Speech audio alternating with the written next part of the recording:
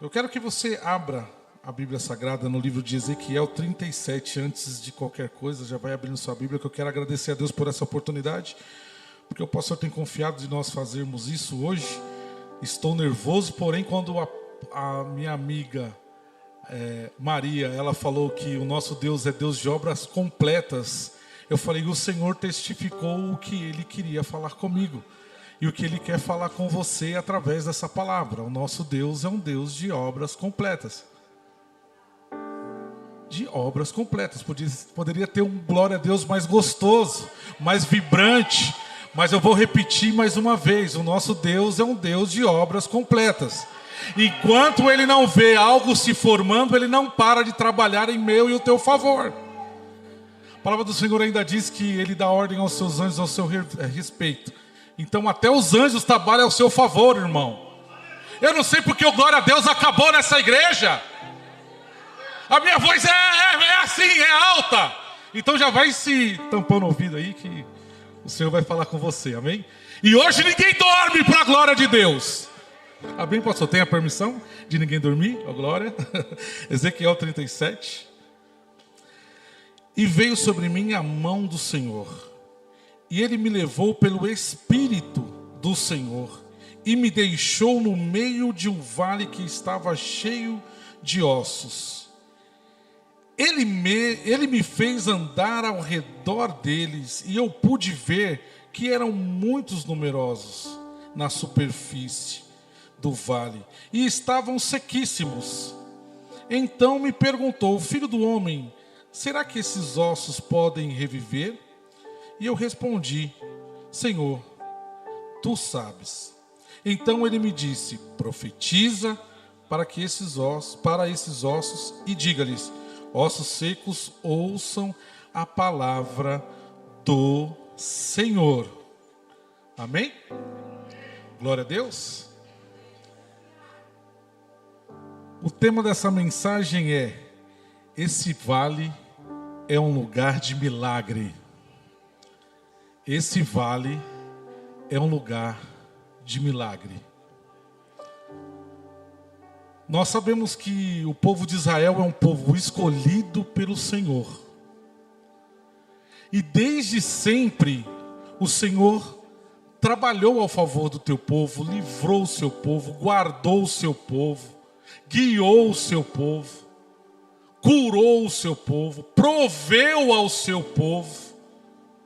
Mas mesmo assim o seu povo tomou algumas decisões. Decisões que os levaram a uma decadência. Decadência essa que fez com que o povo se afastassem do nosso Deus. Porém o plano de Deus é que o povo se achegasse cada vez mais ao Senhor. Mas o povo de dura cerviz, desistindo dia após dia de servir ao Senhor, foi tomando decisões e essas decisões foram afastando de Deus. E afastando-nos do Senhor, nós vamos nos enfraquecendo, porque o que nos torna forte não é a nossa força, mas a força que há no Espírito Santo que habita em nós. Então se eu e você somos fortes é porque o Senhor habita em nós. Se nós suportamos o que suportamos é porque o Espírito Santo nos faz suportar. E alguém olha e acha que você é forte e é capaz. Não! Quem é capaz é aquele que habita em mim, aquele que habita em você, aquele que faz por você aquilo que até mesmo você não pode fazer. Agora o povo ele foi se afastando. E se afastando foi se tornando vulnerável. É igual um filho, né? A criança está do lado do pai, o pai vai protegendo. Vai atravessar a rua, o pai está de olho. Mas se ele caminhar um pouquinho mais distante, daqui a pouco cai e o pai não pode pegar no colo, não é assim? Diego, quando era pequeno, ele caía. A Verônica ficava agoniada porque ele caía. Eu falava, ó, ele tem que levantar. Ele não está perto de mim. Que se ele estivesse perto de mim, eu grudava ele aqui, ó, não deixava ele cair e se machucar. Mas se caiu... Ó, levanta que tu é varão. Aí ele, tá bom, pai. Não era assim? Levanta, tu é varão. Tá bom, pai. Não chora não que você é varão. Tá bom. Vem aqui no colo do pai. Tu é varão, mas tu é meu filho. É assim que Deus faz conosco. Toda vez que a gente cai, toda vez que a gente se machuca, Ele nos trata como filhos dele e nos traz para perto para nos curar, para tratar das nossas feridas. É assim que o Senhor faz conosco. Agora o povo, ele foi se afastando a ponto de ser atacado por exércitos, tanto dos assírios quanto dos babilônios. E nesse trecho aqui, a Bíblia relata que eles foram levados cativos. Levados cativos pelos babilônios, a ponto de tanto tempo numa rotina diferente, eles perderem a identidade, não saberem mais quem eram. Você tem noção que uma rotina diferente faz você se tornar diferente de quem você é? A tua fala já não é mais a mesma, a sua postura já não é mais a mesma, porque você está num ambiente totalmente diferente do que você vive, do que você foi criado, do que você foi direcionado para viver. Aí você agora tem um outro sotaque, agora você tem outros gostos, agora você tem outras decisões. Aí você cresce e acha que não precisa mais de muita coisa. E quanto mais você cresce, mais você sente saudade da época que você não tinha tanta responsabilidade, que você tinha alguém para recorrer na hora que você tem um boleto para pagar, não é assim? Quando chega o cartão, você fala: "Oh, meu pai, porque eu fiz 18 anos e chegou esse boleto, essa parcela." O povo foi se afastando e foi entendendo, foi se desintegrando a sua identidade, foi perdendo a identidade. Perdendo a identidade, foi se tornando um presa fácil. Presa fácil, já não tinha mais a alegria que se tinha antigamente, porque não sabe mais para onde vai. Porque o que nos move é entender que o Senhor nos chamou para ser peregrino nessa terra. Porque a terra que Ele nos separou, ela é melhor da que a que a gente vive hoje. E hoje nós vivemos para nos encontrar com o nosso Mestre. O povo perdeu essa essência. Mas hoje, o Senhor nos traz à memória que Ele também pôde ter um plano de salvação para eles. E também tem plano de salvação para quem está aqui nessa noite. Agora, esse povo não tem mais riso, não tem mais alegria. Esse povo não tem mais motivos para seguir. Eles simplesmente estão de frente ao rio Quebar e se lamentam e se lamentam. Tanto que o Salmo de número 137 diz assim: às margens dos rios da Babilônia nós nos assentávamos e chorávamos, lembrando-nos de Sião, nos salgueiros que lá havia, pendurávamos as nossas harpas, pois aqueles que levavam cativos nos pediam canções, e os nossos opressores queriam que fôssemos alegres, dizendo: cantem para nós um cântico de Sião. Mas como poderíamos entoar um cântico ao Senhor em terra estranha?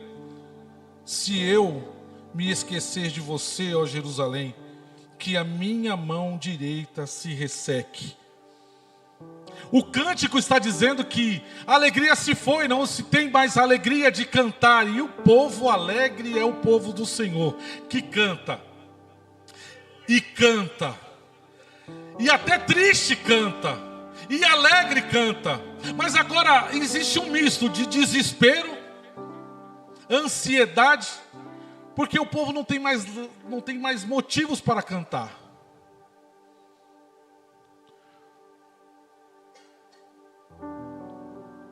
Esse caos do vale se instalou nos corações do povo. Agora só tem desespero, angústia e lamento. Mas Deus é tão misericordioso. Deus é tão bom. Deus é maravilhoso. E assim como Ele viu o povo de Israel no livro de Êxodo clamando por uma intervenção, Ele encontra um coração desejoso de ver uma mudança. Ele encontra em Ezequiel uma forma de promover uma mudança para aquela situação. O Senhor sempre está atento a como vai mudar uma história e uma situação. Ele sempre está olhando para ver quem Ele vai usar. Hoje eu quero ser um usado por Deus. Cadê o segundo, em nome de Jesus? Quem mais querem ser usados? Ele encontra Ezequiel, filho de Buzi ou Buzi. Ele era um sacerdote, ele vem de uma linhagem sacerdotal. O significado de Ezequiel é Deus fortalece. Olha que interessante. O povo estava desesperado e desanimado. Deus poderia ter chamado um desanimado? Não. Ele vai chamar alguém que tenha força no nome. Alguém que represente a força de Deus. Ezequiel significa Deus é forte. Ele vem de uma linhagem profética, sacerdotes, porém ele é convocado para uma missão profética. O Senhor está nos convidando hoje para uma missão profética. Está na hora de nós olharmos para tudo que está desarranjado e começar a profetizar. Vai profetizar de uma forma que Deus possa agir e intervir e o nome do Senhor ser glorificado. Aleluia, louvado seja o nome do Senhor. Esse homem, Ezequiel, ele viu Jeremias profetizar para o povo em Israel que o pior iria acontecer se não ouvisse ao Senhor. E tudo se cumpriu. Olha que interessante. O Senhor anuncia uma tragédia vindoura caso você não o ouça. A pessoa não ouve. E aí vive o pior. E mesmo assim o Senhor fala: olha, eu ainda vou resgatar esse fulano. Eu não sei quem se perdeu na sua casa, eu não sei quem se perdeu na tua família, mas o Senhor ainda tem misericórdia e vai alcançar e vai buscar. O Senhor ainda tem plano de salvação e está levantando pessoas fortes, homens e mulheres, aleluia, que tem temor do Senhor para fazer a diferença. Assim como Ezequiel significa Deus fortalece, ou Deus é forte, assim o Senhor está fazendo para mim e para você. Comigo e com você o Senhor está derramando da força dEle, para que nós venhamos fazer a vontade dEle e não desfaleçamos a nossa mão. Então eu aprendo algumas coisas a gente vai aprendendo com esse texto. Veja bem, Ezequiel 37. Veio sobre mim a mão do Senhor, e o Senhor me levou em espírito e me pôs no meio de um vale que estava cheio de ossos. A primeira coisa que eu aprendo é que a mão de Deus nos sustenta no meio do vale. No meio do vale, a mão do Senhor nos sustenta. A mão do Senhor nos sustenta em todos os lugares, inclusive no vale. A mão de Deus o levou ao vale. Não foi um levante, não foi uma prova, não foi a fúria do inimigo. Foi a mão de Deus. Tem gente que coloca desculpa em tudo. Eu estou passando, mas... Olha, é a mão de Deus, irmão. Entenda, a mão de Deus também pode te levar para o vale. Foi a mão de Deus. A mão de Deus o guiou, o levou ao vale. Mas essa mesma mão foi a que protegeu, foi a que amparou, foi a mesma mão que o recolheu para si, foi a mesma mão que o impulsionou, a mesma mão que o levou, o cuidou. Essa é a mão poderosa de Deus. Não teme. Não tema. A mão de Deus ela te leva em todos os lugares. O melhor que aconteceu na vida dele foi a mão de Deus, o amparo de Deus, o cuidado de Deus está sobre a vida de Ezequiel. Então eu entendo que se a mão de Deus estiver comigo, o vale é um detalhe para o milagre acontecer. Se a mão de Deus estiver comigo, aleluia, eu vou viver milagre em meio ao vale. Mas o caos está instalado, está um pandemônio, está um absurdo, eu não consigo nem enxergar nada, só vejo sequidão. Mas comigo está a mão de Deus. O que eu vejo é só o vale, falta de vida, mas a mão de Deus me leva até lá, e a mão de Deus me guarda nesse vale, e a mão de Deus me guarda nessa mortandade. Aleluia, louvado seja Deus. Eu também aprendo que Deus me guia no meio do vale. A mão de Deus está comigo, e o próprio Deus me guia no vale. É a segunda coisa que eu aprendo nesse vale. Tudo naquele vale estava parado, mas ele começou a andar. Olha o verso 2. E me fez andar ao redor deles, e eis que eram numerosos sobre a face do vale, e estavam sequíssimos.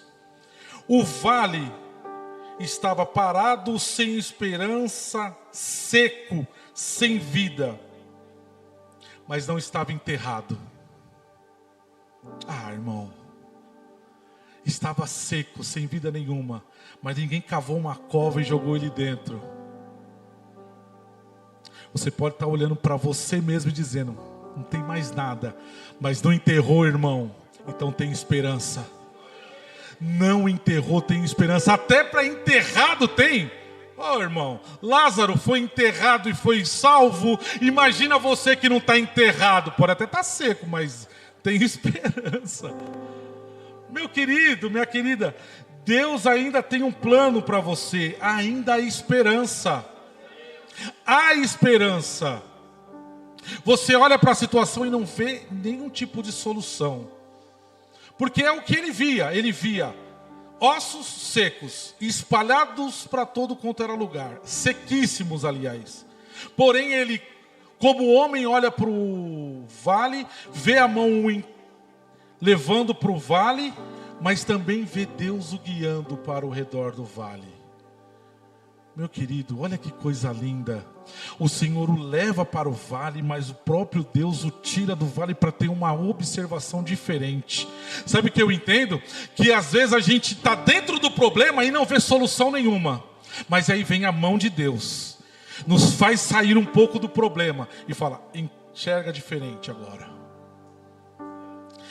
Estou eu te dando a oportunidade de enxergar diferente a partir de hoje. O Senhor está nos dando a oportunidade de enxergar de uma ótica mais refinada. Olha que coisa linda. Refinada, com um olhar mais clínico e falar, não, peraí. Realmente, os ossos estão secos. Mas não tem nada enterrado, está às vistas, eu estou enxergando, está notado. O meu Senhor fez ele notar coisa que ele não enxergava quando ele estava no meio do problema. Agora ele é retirado do problema e vai ao redor, e ao redor ele tem uma outra ótica. Começo a enxergar a solução. O Senhor está abrindo nossos olhos para enxergarmos solução aonde não tinha solução. Olha que coisa linda. Então eu percebo que tem esperança. Eu também percebo uma terceira coisa. Deus revela o porquê do vale. Ele leva ele para o vale, ele tira do vale, agora ele fala, o porquê do vale? Deus tinha 2 tratados. Primeiro com o seu povo e segundo com o profeta. Primeiro com o vale e depois com o profeta. Com Ezequiel aconteceu o seguinte: ele não foi mais o mesmo depois do vale. Porque de tudo que ele viveu, o vale é o que mais se comenta. No pior caos que ele viu, que a visão o levou, foi o maior testemunho. Entenda, a situação mais complicada que você pode viver pode ser o seu maior testemunho. Você não pegou. Essa situação que você está vivendo não é para o final, mas é para você contar um testemunho, para você se lembrar do quanto Deus tem te livrado, tem guardado você em sua casa. O Senhor tem chamado você para viver no profético e você tem se calado, você tem olhado para a situação e tem sabe? Não, irmão. Você vai a partir de hoje olhar para o vale, vai olhar para essa situação, esse contrário, e falar: não, peraí, o meu Deus usou Ezequiel, ele pode me usar também, porque eu creio no meu Deus, e o meu Deus que fez ontem, ele faz hoje e fará amanhã também. Então se você chega na tua casa, chega na tua família, no seu trabalho, e começa a enxergar tudo fora do comum, fora da organização, você fala: não, peraí, está errado. O Senhor me fez enxergar, é para eu profetizar.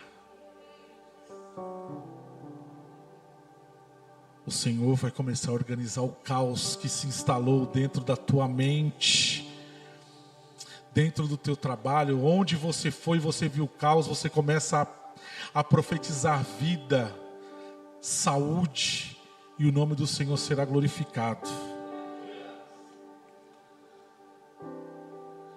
Deus revela o porquê do vale. Deus queria restaurar o relacionamento com o seu povo.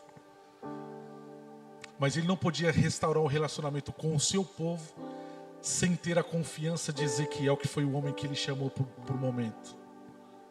Antes do Senhor arrebatar a tua casa, a tua família, o Senhor vai arrebatar o seu coração.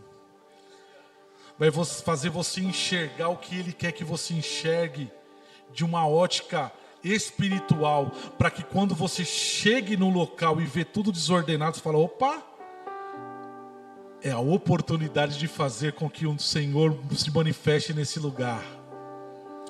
Os ossos estavam secos e paralisados, mas o profeta não está.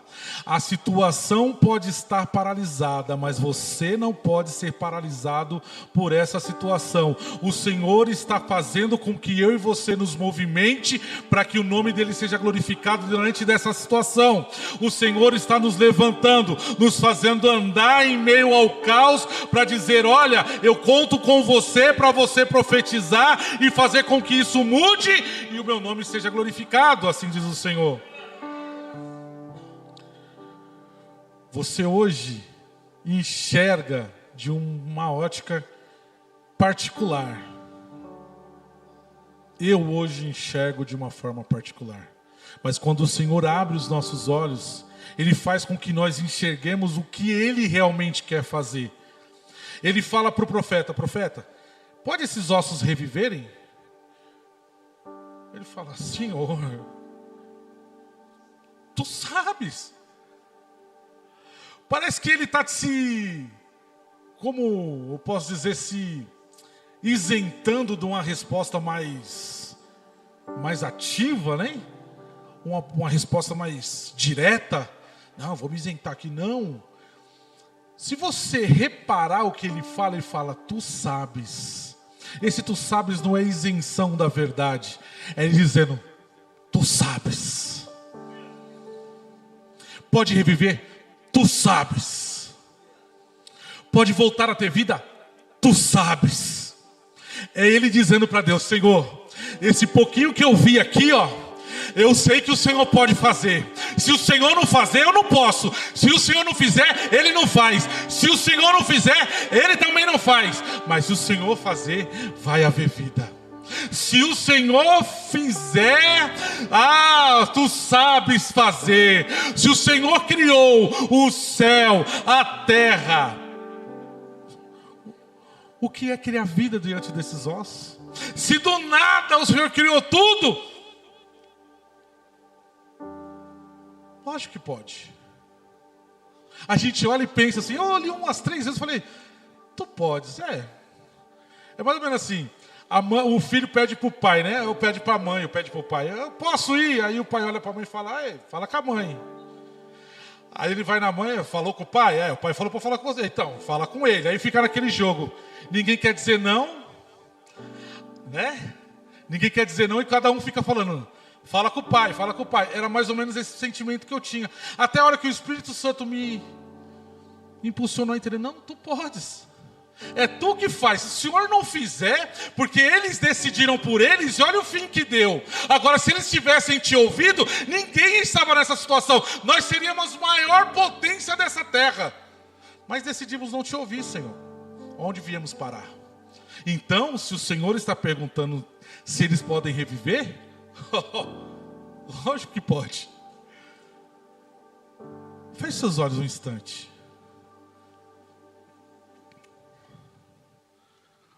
Olha aí para dentro de você e repare em algo que você não pode solucionar.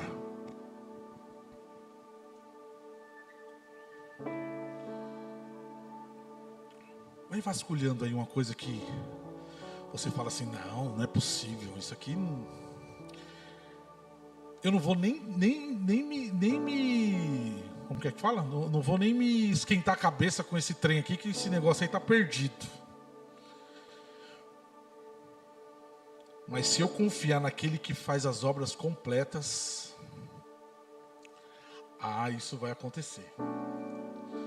Mas eu fui no médico e o médico me deu um diagnóstico, ou nem me deu um diagnóstico. Mas veio uma fatura que eu não dou conta. Alguma coisa fugiu da minha alçada. Irmão, coisa mais linda é fugir da sua alçada. Aí você pode confiar na mão do Senhor que leva você e traz você.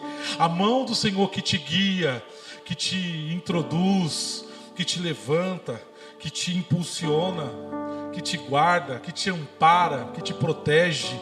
A mão do Senhor que faz tudo isso, que opera por você, ela está disponível nessa noite. Aleluia. E se você crê, o Deus das obras completas, como foi na vida de Ezequiel, que ele começou a profetizar e tudo começou a mudar, porque ele tinha a confiança de que ele não estava sozinho. Eu e você não conseguimos nada, porque às vezes caminhamos sozinho e fazemos a força do nosso braço, mas quando nós confiamos na mão do nosso Deus, aleluia, tudo começa a mudar, tudo começa a ser diferente, porque o meu Deus que nos guarda, o Deus que nos guarda, o Deus que nos guarda, Ele também transforma.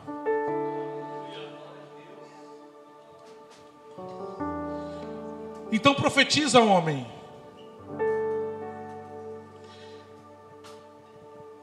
E assim diz o Senhor Jeová a esses ossos: eis que farei entrar em vós o Espírito e vivereis. O mesmo Espírito que levantou Ezequiel no capítulo 2, que o impulsiona a fazer, é o mesmo Espírito que vai entrar nesses ossos, depois de colados, depois de levantados como exército e marcharem, mas marcharem como o Senhor quer. Diferente de quando eles se perderam e se tornaram ossos sequíssimos. Agora eles passam a viver a plenitude da bondade de Deus, porque o que o Senhor quer é nos trazer para perto e ter um relacionamento real conosco. Coloque-se de pé por um instante.